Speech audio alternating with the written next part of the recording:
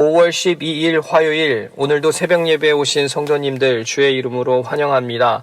기도하겠습니다.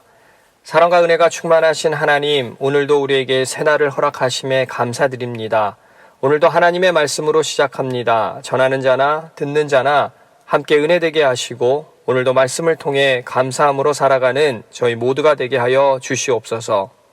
모든 것 주께 감사드리며 살아계신 예수 그리스도의 이름으로 기도하옵나이다. 아멘. 오늘 본문은 로마서 말씀입니다. 로마서 8장 12절에서 17절 말씀을 보겠습니다. 제가 가지고 있는 신약 성경 250페이지에 있습니다. 로마서 8장 12절부터 17절 말씀입니다.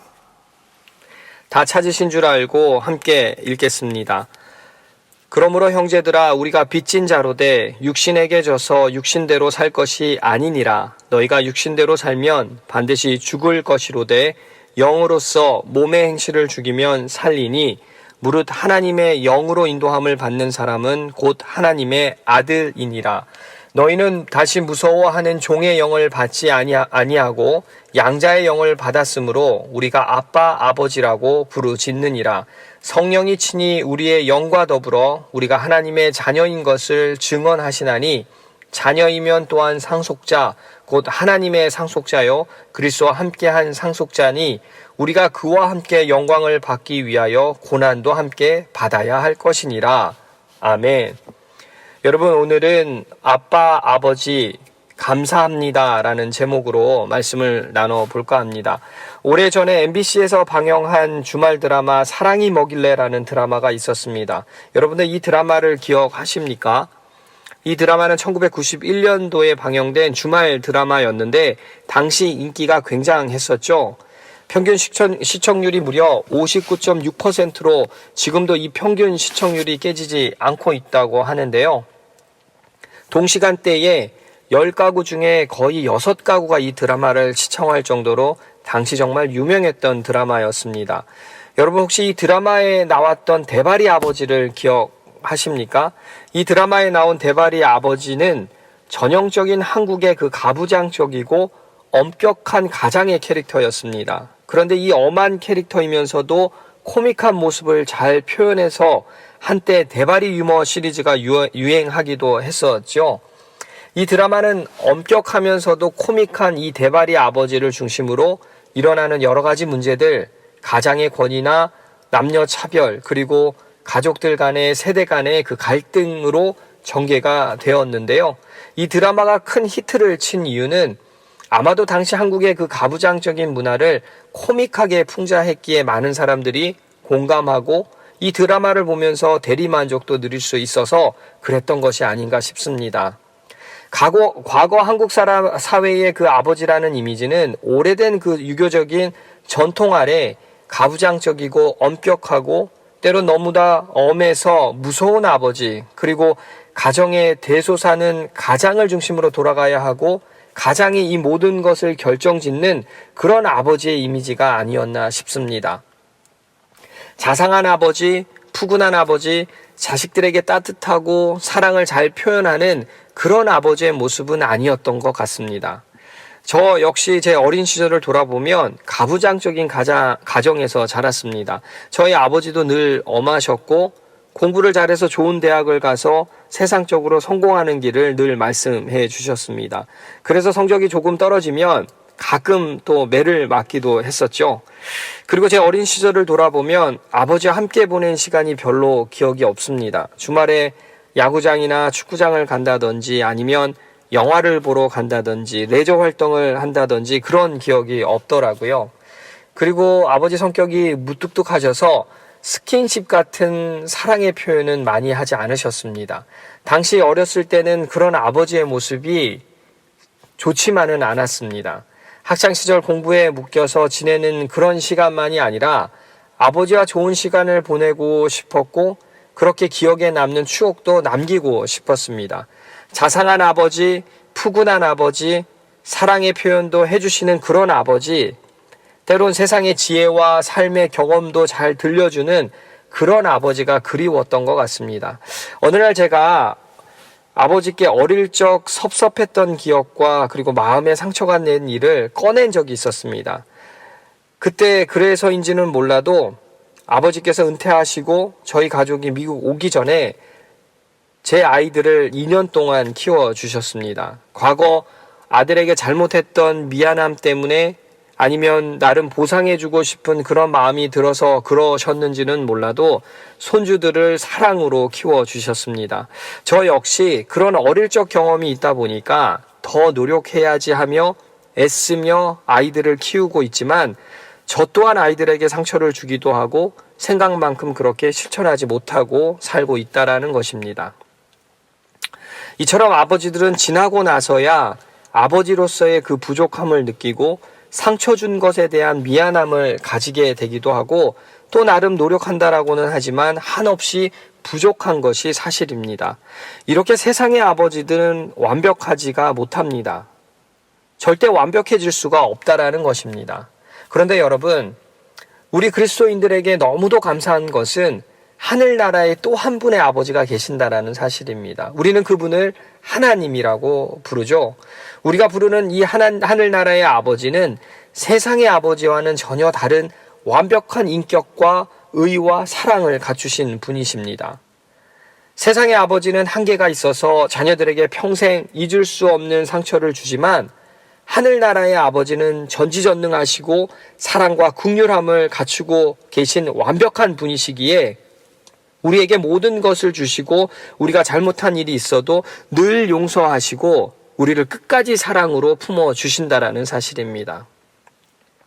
그렇게 우리는 이 세상을 살아가면서 반드시 하늘나라의 아버지를 만나야 하는 것이고 하나님 아버지를 나의 아버지로 삼고 그분의 자녀가 되었을 때 우리는 그분이 주시는 풍성한 은혜를 누리며 살아갈 수 있다는 것입니다. 그렇다면 여러분, 우리는 어떻게 할 때에 그 하늘나라의 아버지를 나의 아버지라고 부르며 그분의 자녀로서 우리에게 주신 그 풍성한 은혜를 누리며 살아갈 수 있는 것일까요?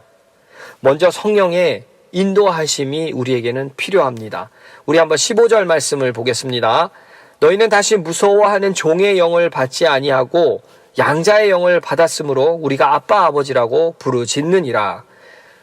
우리에게 두 가지 영이 있다고 소개하면서 첫 번째 종의 영을 말하고 있습니다. 이 종의 영이란 두려움을 초래하는, 두려움으로 이끄는 그런 영을 말하는 것인데 만약 우리에게 종의 영이 임하게 되면 우리는 불안과 두려움 그리고 공포와 분노에 사로잡혀서 노예처럼 평생 종노릇하며 살게 된다라고 말하고 있습니다. 여러분 솔직히 고백하면 우리 모두는 예수님 만나기 전까지 종의 영의 지배를 받았고 그렇게 살았습니다. 어찌 보면 남들보다 뒤처지면 어떻게 하지? 아니면 좋은 대학을 가지 못하면 어떻게 할까? 남들보다 못 살면 어떻게 할까? 이런 세상의 법칙을 잘 따르지 못하면 내가 세상에서 도태되지는 않을까? 여러분 이런 두려움과 불안감 속에서 우리는 끊임없이 노력하고 애썼던 그 과거의 모습이 바로 우리들의 종의 모습 아니었습니까? 그런데 우리가 예수님을 믿고 난 후에 이 두 번째 영인 양자의 영으로 하나님은 우리를 아들과 딸로 삼아 주셨다라는 것입니다. 여러분 이 양자의 영이 바로 성령님이십니다. 이 양자의 영인 성령님이 우리가 예수님을 영접하는 순간 하나님의 자녀로 입양시켜 주셨습니다. 여러분 원래 우리는 하나님의 자녀가 아닌 죄의 종노릇하며 사단의 노예로 살았던 사람들이었습니다. 그랬던 우리를 성령님이 하나님의 자녀가 될 수 있게 해주셨고 이후 우리가 감히 하나님을 아빠, 아버지로 부르며 살아갈 수 있는 자격을 주셨다라는 것이죠. 사도 바울은 오늘 본문 말씀을 통해 하나님을 무섭고 엄한 아버지의 이미지가 아닌 푸근하고 따뜻한 이미지, 보다 더 친밀하고 가까운 느낌의 아빠로 표현한 것입니다. 과거 이스라엘 백성들에게 하나님이란 존재는 나와는 멀리 떨어져 계시고 직접 관계할 수 없는 그런 근엄하신 분, 잘못해서 벌 주시는 심판주로 생각을 했다면 오늘 사도 바울은 그게 아니다. 하나님은 우리와 늘 가까이 계셔서 언제나 나의 말에 귀 기울여 주시고 내가 무슨 일을 당하면 언제나 나를 도와주시는 그런 사랑의 아버지임을 강조하고 있는 것입니다. 이처럼 우리가 아빠, 아버지의 자녀가 될 수 있었던 것은 바로 성령님의 인도하심이었습니다. 그래서 사도 바울은 우리에게 빚진 자라고 말하고 있는데요. 12절 말씀입니다. 그러므로 형제들아 우리가 빚진 자로 돼 육신에게 져서 육신대로 살 것이 아니니라. 사도 바울은 세상 사람들은 육신의 빚을 져서 육신의 욕구에 따라 육신의 기대에 부응하며 살아가지만 우리 같은 크리스천들은 성령의 빚을 졌기 때문에 성령의 기대에 부응하기 위해서 성령에 이끌려 살아가야 함을 강조하고 있는 것입니다. 만약 계속 육신에 이끌려 살아가게 되면 어떻게 되는지도 우리에게 말해주고 있는데요. 13절 말씀을 보시면 너희가 육신대로 살면 반드시 죽을 것이로되 영으로서 몸의 행실을 죽이면 살리니. 우리가 만일 육신이 요구하는 대로 육신의 빚진 자로 계속 살아간다면 우리는 서서히 절망 속에서 죽어가게 될 것이라고 말하고 있는 것입니다. 그러나 반대로 영으로서 우리의 몸의 행실을 죽이면, 다시 말해서 성령에 이끌려 살아가게 된다면 육체의 모든 욕구를 잠재우고 비로소 살 수 있게 된다고 말하고 있는 것이죠. 그렇게 되었을 때 사도 바울은 14절에 무릇 하나님의 영으로 인도함을 받는 사람은 곧 하나님의 아들이 된다라고 말하는 것입니다. 성도 여러분, 여러분들은 정말로 무엇에 이끌려 살아가십니까? 정말 성령에 이끌려 살고 있는 하나님의 아들, 딸이 되셨습니까? 여러분, 사실 육신의 욕구를 끊는다라는 것은 쉬운 일이 아니죠. 인간의 마음 깊숙이 박혀있는 그 육신의 본능, 이 심플 네이처가 있기 때문에 그리스도인이 되었다 하더라도 이 땅에서 더 잘 먹고 싶고 더 많이 가지고 싶고 더 높아지고 싶은 욕구와 이 욕망을 한순간에 쉽게 버려지지는 않는다라는 것입니다. 그리고 막상 코로나 때문에 경제적 어려움이 찾아오니까 육신의 본능이 내 마음 가운데 다시 꿈틀거립니다. 생존의 어려움과 위협이 찾아올 수도 있다고 하니까 본능적으로 마음이 동요된다라는 것입니다. 여러분, 그렇게 내 안에 육신에 있는 욕구와 욕망을 제압하고 이겨내려면 그것보다 훨씬 더 강력한 무언가가 우리 마음 가운데 있어야 하는 것입니다. 여러분, 그 무언가가 바로 성령님이라는 사실입니다. 나의 생각과 나의 마음이 성령께 사로잡히게 될 때 우리는 그때야 비로소 육신의 정욕을 잠재울 수 있고 다시 회복되게 돼서 마음의 평안과 기쁨으로 어려운 상황을 극복해낼 수 있게 되는 것입니다. 여러분, 삼성 이건희 회장에게 막내딸이 있었습니다. 이 막내딸이 20대의 뉴욕 NYU 대학에서 예술 경영을 공부하다가 맨하탄에서 자살을 했습니다. 그때 그녀의 나이가 26살이었습니다. 그녀는 당시 소유했던 주식이 엄청나게 많았는데요. 삼성 에버랜드 지분을 8.7%, 삼성 네트워크 주식을 292만 주, 그리고 삼성 SDS 주식을 257만 주로 26살 때에 어마어마한 돈을 보유하고 있었다라고 합니다. 왜 그렇게 많이 가진 사람이 생을 마감했을까요? 그렇게 많은 돈을 가졌고 본인이 원하는 것을 다 소유했을 것이고 하고 싶은 것을 다 해보았을 텐데도 왜 자살을 선택한 것일까요? 왜 그런 불행을 선택했을까요? 우리는 그녀의 모든 내면을 들여다볼 수는 없지만 한 가지 분명한 사실은 절대 육신의 욕구로는 모든 만족을 채울 수 없다라는 사실입니다. 내 육신을 건강하게 만들고 내 육신을 평화롭게 만들고 내 육신을 잘 살게 만드는 것만으로는 절대로 완전한 차원의 만족을 주어지지 않는다라는 것입니다. 그렇기에 여러분, 내 마음 가운데 반드시 성령이 임해야 하는 것입니다. 내 마음 가운데 성령님이 임하게 될 때에 우리는 하나님의 자녀로 우리에게 주어진 풍성한 은혜를 누리며 살아갈 수 있게 된다라는 것이죠. 그렇게 우리는 이 성령이 인도하시는 삶을 살아야 할 줄 믿습니다. 아멘. 이처럼 하나님을 나의 아빠 아버지로 부르며 그분의 자녀로서 주신 풍성한 은혜를 누리며 살아가려면 먼저 성령이 인도하는 삶을 살아야 합니다. 그리고 두 번째는 성령님이 내주하고 계심을 우리는 확신해야 합니다. 함께 16절 말씀을 보겠습니다. 성령이 친히 우리의 영과 더불어 우리가 하나님의 자녀인 것을 증언하시나니, 성령께서 친히 직접 너는 하나님의 아들, 딸이라고 증언해 주셨습니다. 성령께서 우리를 거듭나게 해 주셨다라고 말하고 있는 것이죠. 성령께서 직접 우리를 거듭나게 해 주셨기 때문에 누가 뭐라고 해도, 우리가 어떤 행동을 할 때에도 너가 분명 하나님의 아들이고 딸이다라고 증언해 줄 수 있는 분, 그분이 바로 성령님이라고 말하고 있는 것입니다. 여러분, 정말 감사한 것은 성령님의 증언이 단 한 번으로 끝나는 것이 아니라 계속해서 반복해서 우리에게 말해주고 있다라는 것이죠. 헬라어 원문을 보면 증언하다라는 이 동사는 현재형으로 쓰여졌습니다. 너는 나의 아들, 딸이야 라는 선포가 한 번으로 끝나는 것이 아니라 매 순간순간마다 내 마음속에 계속 너는 나의 아들, 딸이야 라고 말씀하신다라는 것입니다.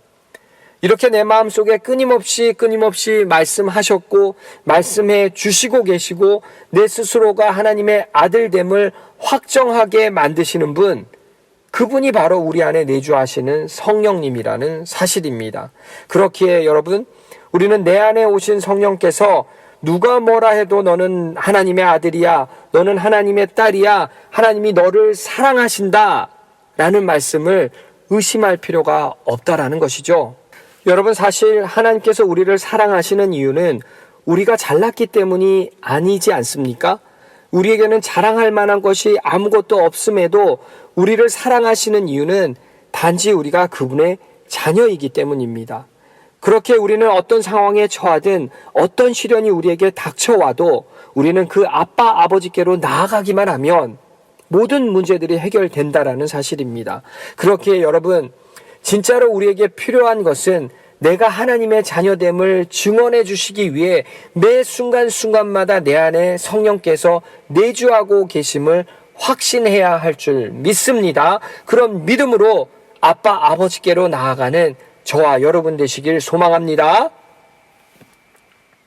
이처럼 하나님을 나의 아빠 아버지로 부르며 그분의 자녀로서 주신 풍성한 은혜를 누리며 살아가려면 첫 번째로 성령님이 인도하는 삶을 살아야 합니다. 두 번째는 성령님이 내주하고 계심을 우리는 확신해야 합니다. 그리고 마지막 세 번째는 상속자의 특권이 얼마나 귀한지를 깨달아야 합니다. 우리 17절 말씀을 보겠습니다.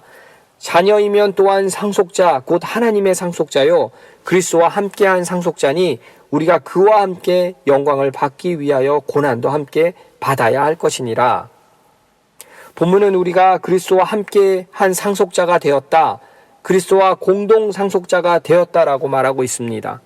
이 말은 하나님의 아들이신 예수 그리스도가 받을 모든 상속을 우리도 함께 누릴 수 있는 특권을 소유했다라는 뜻입니다. 여러분, 예수님께서는 부활하셔서 영광 가운데 쓰셨습니다. 이 말은 우리도 언젠가는 부활의 영광에 참여한다라는 뜻입니다. 그리고 이처럼 예수님이 가셨던 그 길을 우리도 동일하게 그 길을 걸어갈 수 있다라는 말입니다. 이것이 바로 하늘나라로부터 온 상속이라는 것이죠. 그렇게 우리에게 약속된 하늘나라의 상속은 세상의 그 무엇과도 비교할 수 없는 가장 위대한 것이라는 사실입니다. 그런데 우리는 이 사실을 잊고 살아가죠. 이처럼 엄청난 상속을 약속받았음에도 불구하고 이 땅을 살아가고 있는 많은 그리스도인들이 천국의 상속보다는 당장 눈앞에 보이는 이익에 급급해서 살아간다라는 사실을 우리는 부인할 수가 없습니다. 성경의 인물 중에서도 가롯 유다를 한번 생각을 해보십시오. 은 30냥의 예수님을 대제사장들과 장로들에게 팔아넘겼습니다. 은 30냥의 의미는 유대인들을 다스리는 목자, 유대의 왕의 품값이었습니다. 가롯 유다는 물질의 육신보다 권력의 욕망으로 예수님의 자리를 차지하고 싶은 그러한 욕망에 사로잡혀서 예수님을 은 30냥에 팔았다라는 사실입니다. 또 우리가 알고 있는 야곱의 형 에서는 어떻습니까? 에서는 장자권을 팥죽 한 그릇에 동생 야곱에게 팔아 넘겼습니다. 장자권은 눈에 보이는 것이 아니었습니다. 지금 당장 내가 먹고 사는데 아무런 도움이 되는 것이 아니었죠. 미래 언젠가는 받게 되는 것이지만 지금 당장은 나에게 도움이 안 되는 것이었습니다. 하지만 팥죽은 당장 나의 허기를 채울 수 있고 만족을 줄 수 있었던 것이었습니다. 여러분, 이처럼 지금 시대를 살고 있는 우리들도 이러한 유사한 경험을 하며 살고 있지 않습니까? 이론상으로는 천국 백성이고 하늘나라의 영광을 사모한다라고 말을 하지만 실제로는 당장 눈앞에 보이는 달콤한 제안을 선택하는 경우가 얼마든지 우리 삶 속에서도 나타난다라는 것입니다. 사랑하는 성도 여러분, 우리가 받게 될 하나님의 유산은 이 땅의 어느 것과도 비교할 수가 없습니다. 우리가 이 사실을 분명히 알고 내가 언젠간 누리게 될 천국의 축복과 영광을 가장 소중한 가치로 여기며 산다면 우리가 이 땅에서 조금 잘 살던, 조금 못 살던, 많이 가졌던, 적게 가졌던 상관치 않고 하나님 자녀답게 당당하게 살아갈 수 있다라는 것입니다. 정말 하늘나라의 아버지를 나의 아버지라 부르며 그분의 자녀로 주신 은혜를 풍성히 누리며 살아가길 원하신다면 성령의 이끄심으로 살아가십시오. 그리고 성령이 내 안에 내주하고 계심을 확신하십시오. 그리고 상속자의 특권이 얼마나 귀한 것인지를 깨닫고 살아가십시오. 그래서 주님은 우리들에게 말씀하십니다. 수고하고 무거운 짐진 자들아, 다 내게로 오라. 세상의 모든 것을 주관하시는 주님께로 여러분 나아가십시오. 우리를 지켜주시는 분은 이 땅의 사람이 아닌 오직 아빠 아버지 되시는 그 성삼위 하나님이심을 믿으시고 그분의 자녀로 주신 은혜를 풍성히 누리며 살아가는 여러분 모두가 되시길 주의 이름으로 축원드립니다. 아멘. 기도하겠습니다. 참 좋으신 하나님 아버지, 하나님을 아빠 아버지로 부를 수 있게 해주셔서 감사합니다. 아빠 아버지 그렇게 부르며 우리가 간절히 소원하며 기도드립니다. 성령이 이끄심을 믿고 맡기게 하시고 하나님의 자녀답게 하나님의 사랑을 받는 그 자녀임을 확신하며 우리가 가진 상속의 특권이 얼마나 소중한지를 깨닫고 살아가는 우리 모두가 되게 하여 주시옵소서. 오늘도 주님께 모든 것을 의탁하며 길이요 진리요 생명 되신 예수 그리스도의 이름으로 기도하옵나이다. 아멘.